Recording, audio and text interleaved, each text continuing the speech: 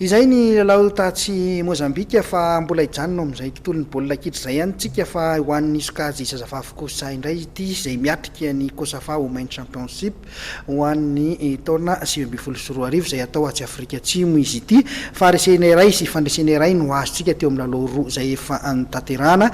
Raha mpitso dia hikatroka amin'ny zareo mpampetrano zareo Afrika Atsimo zany ny Bariany Madagasikara vehivavy eo amin'ity lalao baolina kitra Kosafa ity. Mbola ratsoerana ny ekipa pirenena vehivavy malagasy taranja baolina kitra amin'ny fifaninanana Kosafa Women Championship 2024 atao any Port Elizabeth Afrika Atsimo hatramin'izao ka tsy mananjo resin'ny Afrika Atsimo rapitso mandritra ny andro faran'ny fifanitsanana isam-bondrona.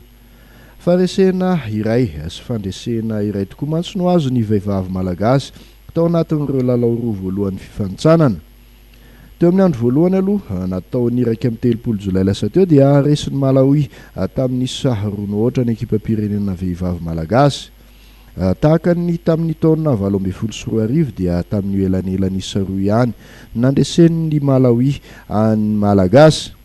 Ipriska kapten'ny malagasy any anefa novosotra ho mpilalao mendrika tamin'ity fionany ity na dia teo azy izany faharesena izany. Nanarak'izay ny zoma 2 Aogositra dia nahinanarina ny vehivavy malagasy ka nandava ny Komoro tamin'ny sahadominy iray. Io ihany koa no fandresena voalohany azon'ny baolina kitra vehivavy malagasy hatramin'izay 3 taona nandraisany anjara tamin'ny Kosafa izay.